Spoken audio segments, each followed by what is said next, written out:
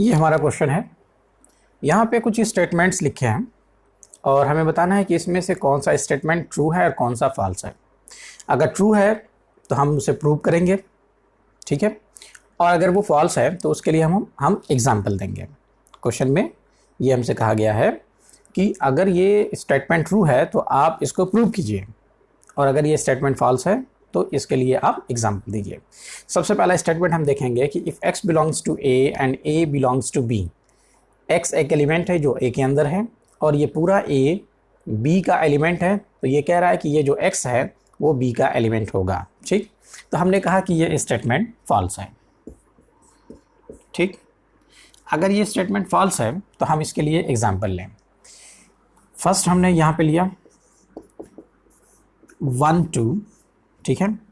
अब हमको एग्जाम्पल ऐसा बनाना है कि इससे ये प्रूव हो जाए कि ये स्टेटमेंट फॉल्स है। तो हमने कहा कि एक सेट A है और ये A B का एलिमेंट होना चाहिए। तो B ये 1 2 ये एज ए एलिमेंट इसके अंदर है। फिर हमने लिया इसमें 3 4, ठीक है, 2 एलिमेंट और लिया, तो इसके अंदर टोटल 3 एलिमेंट्स हो गए। अब ये कह रहा है कि जो एलिमेंट A का है वही एलिमेंट B में भी होगा। हमने यहाँ कहा कि A यानी कि 1 belongs to A and A belongs to B। अब हम ये देख रहे हैं कि 1 A का मेंबर है लेकिन 1 B का मेंबर नहीं है, क्योंकि 1 उसका मेंबर है जो B के अंदर है, यानी जो B का मेंबर है। ठीक, तो अब यहाँ पे 1 A का मेंबर हो सकता है लेकिन 1 B का मेंबर नहीं हो सकता। तो हम कह सकते हैं कि जो एलिमेंट A में होगा वो एलिमेंट B में नहीं होगा। ठीक, और यहाँ पे कह रहा था कि जो एलिमेंट A में होगा वही एलिमेंट B के अंदर भी होगा, लेकिन हमने देखा कि ये फॉल्स है, यानी कि 1 A के अंदर है, यानी 1 A से बिलोंग करता है, but 1 does not belongs to B। ठीक है, यानी 1 A के अंदर है लेकिन 1 B के अंदर नहीं है, यानी जो एलिमेंट A में है वो एलिमेंट B में होगा, यहाँ पे बोला गया, लेकिन वो एलिमेंट B के अंदर नहीं है। ओके, तो ये स्टेटमेंट फॉल्स हो गया और ये उसके लिए एग्जाम्पल हो गया।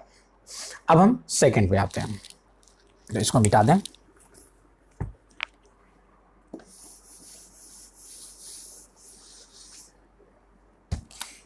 अब सेकंड स्टेटमेंट में कह रहा है कि A is a subset of B। सबसे पहले तो हम A और B, अच्छा A is a subset of B और ये जो B है वो C का मेंबर है, तो ये कह रहा है कि A भी C का मेंबर होगा। ठीक है, तो ये है फॉल्स स्टेटमेंट।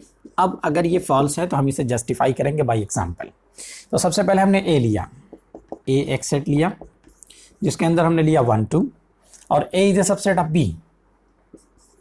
ठीक, तो B में हमने लिया 1 2 3। ठीक, A के सभी एलिमेंट B के अंदर हैं, तो A B का सबसेट है। अब ये पूरा का पूरा सेट B जो है वो C का मेंबर है, यानी C के अंदर जो एलिमेंट्स बनेंगे वो ऐसे बनेंगे 1 2 3 और इसके हमने कहा कि ये 4 है। इस सेट A के अंदर टोटल 2 एलिमेंट्स, B के अंदर 3 एलिमेंट्स और C के अंदर टोटल कितने एलिमेंट्स हैं? C के अंदर टोटल 2 एलिमेंट्स हैं। ये फर्स्ट एलिमेंट है, ये सेकंड एलिमेंट है, ये पूरा का पूरा सेट एज ए मेंबर है, यानी ये एक एलिमेंट 1 एलिमेंट ये काउंट होगा और ये 4 है। तो अब हम यहाँ पे देख रहे हैं कि A is a subset of B है, A B का सबसेट है। ठीक है, यहाँ पे हमने कहा कि 1 2 इज अ सबसेट ऑफ 1 2 3। ठीक है, ओके, और ये जो एलिमेंट है यानी ये जो सेट है वो इसका मेंबर है। ये जो 1 2 3 है ये बिलोंग्स टू, इसमें बिलोंग करता है 1 2 3 एंड 4। ठीक, इसके सभी एलिमेंट इसके अंदर हैं और ये पूरा सेट एज ए मेंबर इस सेट के अंदर है, तो क्या ये भी इसका मेंबर होगा? यानी ये जो सेट आपको 1 2 दिख रहा है, क्या 1 2 पूरा का पूरा सेट इसके अंदर है? इसके अंदर नहीं है। अगर ये जैसा बना हुआ है वैसा ही इसके अंदर होता, अगर ये ब्रैकेट यहाँ ना लग करके यहाँ पे लगा होता तो हम कहते कि ये इसका मेंबर है। ठीक, लेकिन ये मेंबर इसका नहीं है। तो हम आगे बोलेंगे but 1 2 does not belongs to 1 2 3 4। ठीक है, तो A is a subset of B है। ठीक है, A is a subset of B और B is a member of C। B is a member of C but A is not a member of C। ठीक, यानी ये जो A है वो C का मेंबर नहीं है। A is not a member of C। तो बाय एग्जाम्पल हमने इसको देखा कि ये स्टेटमेंट फॉल्स है। ठीक है, एक बार फिर से आप समझ लीजिए कि A के सभी मेंबर B के अंदर हैं और B as a member C है, C के अंदर है। ठीक है, ये पूरा का पूरा B C के अंदर है। अब A C का मेंबर तभी हो सकता है जब ये पूरा यहाँ से लेकर के यहाँ तक ये सेट इसके अंदर हो, लेकिन ये सेट इसके अंदर नहीं है। ठीक है, ये सेट इसके अंदर है इसलिए ये मेंबर है। अगर ये सेट इसके अंदर होता, यानी ये जो सेट A है, अगर ये सेट A C के अंदर होता तो हम कहते हैं कि सेट A C का मेंबर है, लेकिन सेट A C का मेंबर नहीं है। ये दोनों कंडीशन सेटिस्फाई हो रही है, लेकिन ये कंडीशन सेटिस्फाई नहीं हो रही है, इसलिए ये स्टेटमेंट फॉल्स है। तो हमने देखा स्टेटमेंट 1, स्टेटमेंट 2। ठीक है, और भी हमारे पास स्टेटमेंट हैं। ओके, हम उन स्टेटमेंट को लेकर के आते हैं, इसे मिटाते हैं, उसको लिखते हैं। ठीक है, चलिए ये देखिए, ये हमारा next statement, statement 3 and statement 4। ये कह रहा है कि A is a subset of B and B is a subset of C। अगर A B का सबसेट है और B C का सबसेट है तो A C का सबसेट होगा। ओके, तो ये स्टेटमेंट ट्रू है। अगर ये ट्रू है तो इसे प्रूव किया जाएगा। ये हमारा थर्ड स्टेटमेंट। चलिए, हमने मान लिया let x belongs to A। अगर x A के अंदर है, यानी कोई भी एलिमेंट जो A के अंदर है वो एलिमेंट B के अंदर भी होगा। क्यों? क्योंकि A B का सबसेट है। Then x belongs to B, reason A is the subset of B। ठीक है, अब हम आगे आते हैं। जो एलिमेंट B के अंदर है वो एलिमेंट C के अंदर होगा। यानी अगर x B के अंदर है तो it is implies that x belongs to C। क्यों? क्योंकि यहाँ पे दिया हुआ है कि B is the subset of C। ठीक, तो जो एलिमेंट A के अंदर है वो B के अंदर होगा because A is the subset of B, और जो B के अंदर है वो C के अंदर होगा because A is the subset of C। तो जो A के अंदर है वो B के अंदर है और जो B के अंदर है वही C के अंदर है। तो हम कह सकते हैं कि जो एलिमेंट A के अंदर है वो सब के सब एलिमेंट C के अंदर होंगे। तो यहाँ से हम कह सकते हैं कि therefore x belongs to A implies that x belongs to C। ठीक है, और आपको सबसेट की डिफिनेशन याद होगी। जब मैंने सबसेट के बारे में पढ़ाया था तो उसी वक्त मैंने कहा था कि आप उसे याद रखिएगा। ठीक है, कि जब किसी भी दो सेट को सबसेट प्रूव करना होता है तो हम ये दिखाते हैं कि जो एलिमेंट A के अंदर है वही एलिमेंट अगले सेट में होगा। तो हम कह सकते हैं कि फर्स्ट सेट और first set is the subset of second set. ठीक, तो अब यहाँ से हमको दिख रहा है कि x A के अंदर है और वही x C के अंदर है, तो हम कह सकते हैं कि A is a subset of C। ठीक है, ये ट्रू हो गया। सभी एलिमेंट A के B के अंदर हैं और सभी एलिमेंट B के C के अंदर हैं। ठीक है, तो जो एलिमेंट A का था वो C के अंदर हो जाएगा। ठीक है, इस तरीके से इसे प्रूव करना है। यहाँ पे एग्जाम्पल नहीं लिखना है, जो ट्रू है उसे प्रूव करना है बाय द लॉजिक। ठीक, और जो फॉल्स है उसके लिए हमको एग्जाम्पल सेट करना है। चलिए मैं इसको आपको एग्जाम्पल से भी दिखाता हूँ, आप एग्जाम्पल भी देखिए। हमने कहा कि 1 2, फिर हमने कहा कि B, A के सभी एलिमेंट B के अंदर होंगे 1 2 3। फिर इसने कहा कि B के सभी एलिमेंट C के अंदर होंगे, तो 1 2 3 इसके अंदर होगा। हमने कहा कि 4। ठीक है, तो A के सभी एलिमेंट B के अंदर हैं और B के सभी एलिमेंट C के अंदर हैं। तो क्या A के सभी एलिमेंट C के अंदर हैं? हाँ बिल्कुल, A के सभी एलिमेंट C के अंदर हैं। तो if A is a subset of B and B is a subset of C, then we can say that A is a subset of C। ठीक, तो ये स्टेटमेंट ट्रू है by the logic and by the example. ठीक, अब हम आते हैं अपने फोर्थ स्टेटमेंट पे। तो फोर्थ स्टेटमेंट कहता है कि अगर A B का सबसेट नहीं है और B C का सबसेट नहीं है तो A C का सबसेट नहीं होगा। तो हमने कहा कि ये स्टेटमेंट फॉल्स है। अगर ये फॉल्स है तो हम यहाँ पे एग्जांपल देंगे। कैसे हम एग्जांपल यहाँ पे सेट करेंगे, अब हम इसे देखेंगे।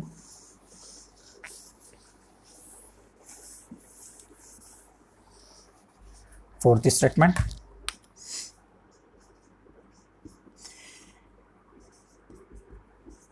लेट ए में हमने कहा 1 2, ठीक है। ए बी का सबसेट नहीं है, यानी ए के जो एलिमेंट होंगे वो बी में नहीं होंगे। तो इसमें हमने कहा कि ये हो गए 3 4 और 5 पी। तो ए के एलिमेंट्स बी में नहीं है, यानी ए बी का सबसेट नहीं है। फिर हमने कहा कि बी सी का सबसेट नहीं है, यानी बी के जो एलिमेंट है वो सी के अंदर नहीं है। तो सी हमने ऐसा लिया 1 2 6 7, ठीक है। अब यहाँ से हम देख रहे हैं कि ए के एलिमेंट्स बी में नहीं है। A is not a subset of B. B के एलिमेंट सी में नहीं है, यानी 3 4 5 इसमें नहीं है। तो हम कह सकते हैं कि B is not a subset of C. B is not a subset of C. अब हम आगे देख रहे हैं कि ए के सभी एलिमेंट सी के अंदर हैं। ये इसका सबसेट नहीं है, ये इसका सबसेट नहीं है, लेकिन ये इसका सबसेट हो सकता है। तो हमने कहा कि but A is a subset of C, इसीलिए ये फॉल्स हो गया। ये कह रहा है कि ये इसका सबसेट नहीं है, ये इसका सबसेट नहीं है, यानी ए बी का सबसेट नहीं, बी सी का सबसेट नहीं, तो ए को सी का सबसेट नहीं होना चाहिए। लेकिन हमने एग्जांपल से देखा कि अगर ए बी का सबसेट नहीं है और बी सी का सबसेट नहीं है तो ए सी का सबसेट हो सकता है, ठीक है। ये पॉसिबल है। अगर ये पॉसिबल है तो इसका मतलब कि ये स्टेटमेंट हो गया फॉल्स। ओके, चलिए, ये थर्ड स्टेटमेंट हो गया, ये फोर्थ स्टेटमेंट हो गया। अब हम फिफ्थ स्टेटमेंट की तरफ आते हैं। आप इसको देखिए, फिफ्थ स्टेटमेंट मैं लिख रहा हूं। चलिए, ये है फिफ्थ स्टेटमेंट और फिफ्थ के साथ साथ सिक्स्थ स्टेटमेंट भी। तो हम सबसे पहले फिफ्थ देखें। फिफ्थ में कह रहा है कि अगर कोई एलिमेंट ए के अंदर है और ए बी का सबसेट नहीं है, यानी ए के कोई भी एलिमेंट बी में नहीं है, तो जाहिर सी बात है कि एक्स के एलिमेंट बी में नहीं होने चाहिए। लेकिन ये कह रहा है कि एक्स का एलिमेंट बी में, यानी जो एक्स एलिमेंट है, जो ए का एलिमेंट है वो बी के अंदर होगा। यहाँ पे कह रहा है कि ए का कोई भी एलिमेंट बी के अंदर नहीं है, यानी ए बी का सबसेट नहीं है। तो जब ए बी का सबसेट नहीं है तो एक्स बी के अंदर कैसे हो सकता है? ओके, तो ये स्टेटमेंट फॉल्स है, ये फॉल्स है। यहाँ पे हम एग्जाम्पल लें। हमने कहा कि 1 2, फिर उसके बाद हमने बी एक सेट बनाया और ये जो सेट है वो बी के एलिमेंट्स, यानी सेट ए के एलिमेंट्स बी के अंदर नहीं होंगे। तो इसमें हमने कहा कि ये हो गया 3 4 5, ठीक। अब यहाँ से हम कह सकते हैं कि 1 belongs to A and A is not a subset of B. It is implies that 1 does not belongs to B, ठीक है। ये कह रहा था कि x अगर a में है तो वो x b में होना चाहिए इस कंडीशन के हिसाब से। लेकिन हमने एग्जाम्पल से देखा कि अगर a b का सबसेट नहीं है तो जो एलिमेंट a में है वो b में कैसे हो सकता है, ठीक है। आप वेन डायग्राम से इसे देखिए। हमने कहा कि ये सेट a है और ये सेट b है। ये सेट a b के अंदर नहीं है, तो अब जो एलिमेंट इसमें होगा वो यहाँ पे कैसे हो सकता है? नहीं हो सकता, पॉसिबल नहीं है, क्योंकि इसके एलिमेंट बी के अंदर है ही नहीं, ठीक है। A is not a subset of B, यानी ए के एलिमेंट्स बी के अंदर नहीं है। तो जब ए के एलिमेंट बी के अंदर नहीं है तो हम कह सकते हैं कि ये इसके अंदर नहीं होगा, ठीक है। किसी कंडीशन में हो भी सकता है, लेकिन जब कोई स्टेटमेंट हर जगह ट्रू होता है तभी उसे हम कहते हैं कि वो जनरली ये ट्रू है। लेकिन अगर किसी केस में ट्रू हो और किसी केस में ट्रू ना हो तो हम ये नहीं कह सकते कि हाँ ये स्टेटमेंट ट्रू है। वो वहाँ पर ट्रू है लेकिन और भी जगह फॉल्स है, तो इसका मतलब वो स्टेटमेंट फॉल्स है, ठीक है। एग्जाम्पल को हम इस तरीके से समझ सकते हैं। हमने कहा कि ए और ये सेट बी इस तरीके से क्रॉस कर रहा है। अभी भी ए बी का सबसेट नहीं है, क्योंकि पूरा का पूरा ए बी के अंदर होना चाहिए तभी ए बी का सबसेट होगा। लेकिन अगर कोई एलिमेंट यहाँ पे है तो वो एलिमेंट ए के अंदर है तो वो एलिमेंट बी के अंदर भी है, ठीक। इस कंडीशन में ये चीज़ ट्रू हो जाएगी, यानी यहाँ पे ये जो कह रहा है वो चीज़ ट्रू हो सकती है। लेकिन कोई भी स्टेटमेंट अगर एक जगह ट्रू है और बाकी जगहों पर अगर वो फॉल्स हो जा रहा है तो उसे हम ये नहीं कहेंगे कि हाँ ये स्टेटमेंट ट्रू है, ओके। अगर कोई भी स्टेटमेंट एक जगह भी फॉल्स हो गया तो वो स्टेटमेंट फॉल्स हो जाएगा, ठीक। तो इस एग्जाम्पल से हमने देखा कि ये स्टेटमेंट फॉल्स है, तो हमने कहा कि जनरली ये स्टेटमेंट फॉल्स है। अगर कहीं जा करके ट्रू हो जाए तो वो अलग बात है, ठीक। लेकिन ये स्टेटमेंट फॉल्स है। अब हम आते हैं अपने लास्ट स्टेटमेंट पे।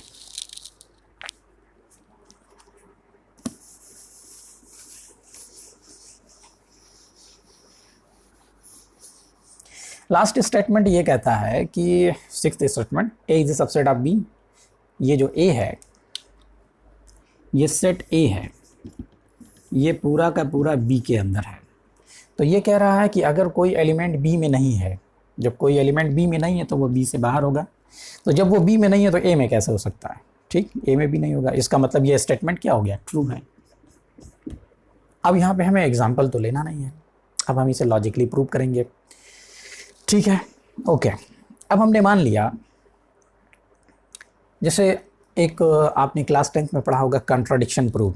ठीक, जैसे √3 इज़ इरेशनल, उसे प्रूव करना है तो हम ये मान करके चलते हैं कि √3 इज़ रेशनल। ठीक है, तो कंट्राडिक्शन प्रूफ में क्या होता है कि जो स्टेटमेंट दिया होता है हम क्या करते हैं कि उसका निगेटिव स्टेटमेंट मान लेते हैं कि वो ट्रू होगा। चलिए, ये स्टेटमेंट दिया हुआ है, हमने मान लिया कि इसका जो निगेशन होगा वो ट्रू होगा। ठीक है, अब देखिए निगेशन, किसी भी स्टेटमेंट का निगेशन कैसे माना जाता है? इसके होने से ये हो रहा है, यानी A is a subset of B है और एक्स बिलोंग्स टू बी है। ठीक, तो इन दोनों की वजह से ये हो जाएगा, स्टेटमेंट ये कहता है। ठीक, तो हम जब इसका निगेशन मानेंगे तो हम ये मानेंगे कि ये हो रहा है लेकिन ये नहीं होगा।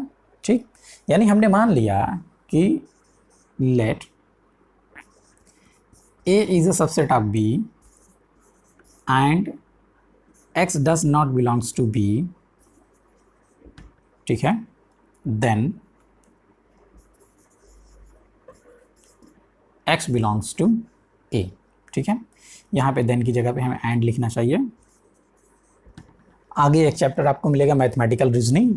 ठीक है, उस मैथमेटिकल रीजनिंग में आप स्टेटमेंट को देखेंगे और अच्छे तरीके से कि कैसे, कहाँ पे एंड लगता है, कहाँ पे और लगता है, कहाँ पे इफ़ देन लगता है। ठीक, फिलहाल हम इसको ऐसे याद रख सकते हैं कि अगर हमें मानना हो कि इसका निगेशन यानी इसका उल्टा क्या होगा, तो हम ये मानेंगे कि ये होता है और इसकी वजह से ये नहीं होता है। तो ये नहीं होता है, ये कह रहा है कि x बिलोंग्स टू a, तो हमें क्या मानना होगा? x belongs to a। ये कह रहा है x does not belongs to a, तो हमें मानना होगा कि x बिलोंग्स टू a। ठीक है, a is a subset of b है और x b के अंदर नहीं है, और हमने माना है कि x a के अंदर है। ठीक है, इसका उल्टा हमने मान लिया, ये हमारा एजम्पशन है।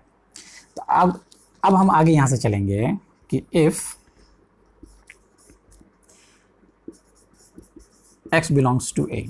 ठीक है, आपको कंट्राडिक्शन प्रूफ में याद होगा कि आप एजम्पशन मानते हैं, उसके बाद कुछ कैलकुलेशन करते हैं, उस कैलकुलेशन में कुछ मिस्टेक हो जाती है तो आप कहते हैं कि हमने जो माना था यानी जो हमारा एजम्पशन था वो गलत है, जो एजम्पशन है वो गलत है, यानी जो दिया हुआ है वो सही है। तो हम यहाँ पे देखें, इसने कहा कि x belongs to a।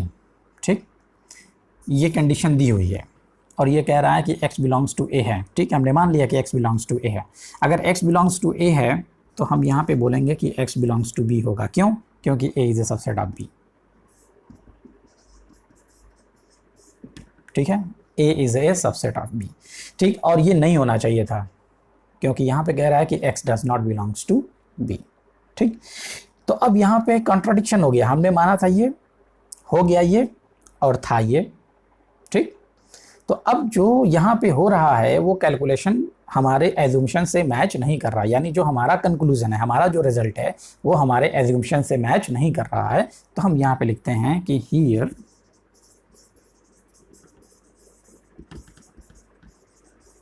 Contradiction arises। ठीक है, x belongs to b but x does not belongs to b is given.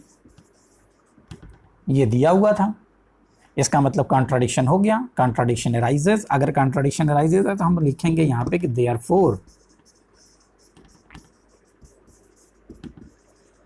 our assumption is wrong, यानी हमने जो माना था, ये जो स्टेटमेंट हमने माना था ये स्टेटमेंट गलत है। तो जब गलत है तो फिर सही क्या होगा? therefore given statement is true, यानी जो स्टेटमेंट दिया हुआ है वो ट्रू है। ठीक है, ये हो गया कॉन्ट्राडिक्शन प्रूफ और इसको हमने वेन डायग्राम से भी देखा था। ठीक, अगर मान लीजिए कि थोड़ा सा इसमें को समझने में अगर कंफ्यूजन है तो आप अपने टीचर से समझ करके, उनसे पूछ करके मतलब आप उनसे पूछ सकते हैं कि क्या इसकी जगह पे हम अगर वेन डायग्राम से प्रूव करना चाहें तो क्या कर सकते हैं। ठीक है, तो अगर आपके टीचर आपको इजाज़त दें कि हाँ वेन डायग्राम से आप प्रूव कर सकते हैं तो आप इसका यूज़ कर सकते हैं, ये आपके लिए आसान होगा। ठीक, और लॉजिकली इस तरीके से प्रूव करना चाहिए। ओके, ये सही मेथड है, क्योंकि क्वेश्चन कहता है कि जब स्टेटमेंट ट्रू है तो आप उसे प्रूव कीजिए, और जब कोई चीज़ प्रूव किया जाता है तो वहाँ पे जैसे कोई स्टेटमेंट अगर ट्रू है तो उसे प्रूव करने के लिए एग्जाम्पल नहीं लेना चाहिए। ठीक, आप ये 14th चैप्टर में पढ़ेंगे कि क्यों नहीं लेना चाहिए। ओके, और जब कोई स्टेटमेंट फॉल्स होती है तो हम उसे बाय एग्जाम्पल प्रूव कर सकते हैं। ओके, ठीक है, चलिए बहुत अच्छी बात है। Thank you very much. Okay, next question के लिए नेक्स्ट वीडियो पे